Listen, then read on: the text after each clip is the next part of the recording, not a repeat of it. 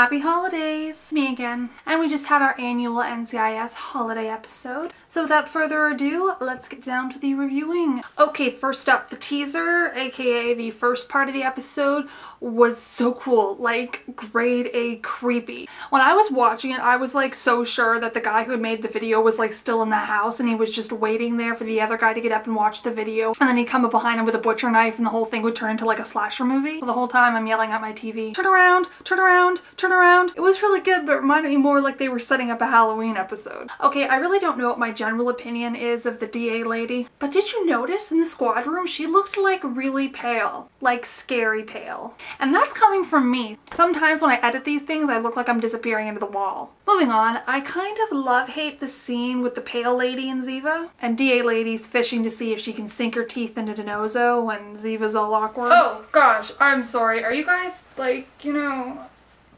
No, like never. I mean, Tony and I are like strictly professional. I mean, except when we, you know, occasionally go over to each other's apartment and eat pizza and make sweet, sweet, passionate love on the couch. But other than that, we're like totally professional. Like, so. I love him. Yeah.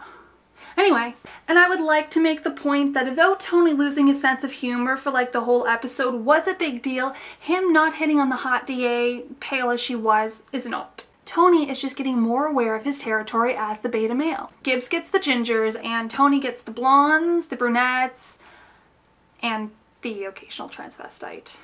I do have like one small bone I want to pick at here. When Ziva's all like, oh my god, if I ever see another dead turkey again, and Gibbs is all, you're probably gonna see one on Christmas Day. Does Ziva celebrate Christmas? Isn't she Jewish? I'm a little confused. And in that same scene, we get a mention of Miami Man. So yeah, they're gonna go skiing and stuff for Christmas Kwanzaa.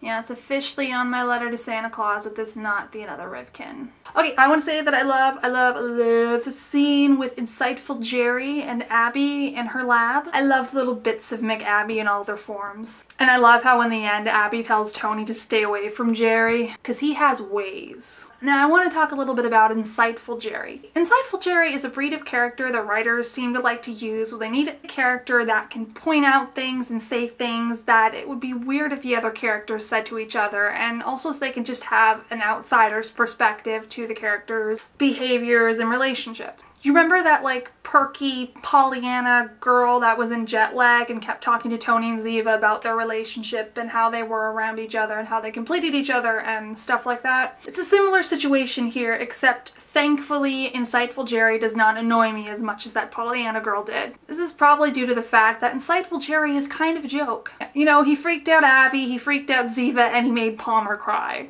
His scenes were great and he was awesome, and he should probably be promoted to cast regular. Now, onto the Tiva scene. Warning, what you're about to witness does contain Tiva content. Viewer discretion is advised. The scene, it just wasn't what I expected, and I have kind of mixed feelings about it. First off, the fact that Brenda Bittner was the big catalyst to Tony's behavior, just kind of random.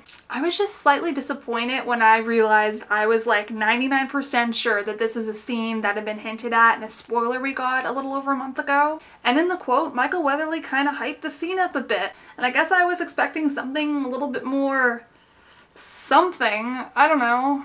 That aside, I can't lie, when I was watching the scene, not even realizing it was the one we were waiting for, I loved it. Loved it. I thought that Ziva's little speech was touching and perfect and was exactly what he needed to hear. And I couldn't help it. When she said, "That's why we love you," I melted into a puddle of fangirl joy. Okay, and finally, the last scene. You know the scene I'm talking about. It's the last one with lots of noise in it. Between Ziva, like, taking out her gun and pointing at her computer, and Tony's, like, quasi-innocent. Too much? It was just made of holiday win. Although I can't help thinking that if that was 5 years ago, I'm pretty sure Ziva would have opened fire.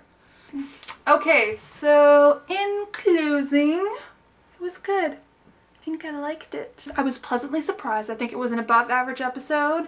Some parts were boring, some parts might have been a little weird, but there was a lot of really good scenes in there, so I'm gonna give it a 4 out of 5. You know, I was watching the episode and I was wondering, do I have any dead pixels? Oh. When I realized that it was the scene that we had hinted, that we had been hinted, I don't even rewrite this whole part.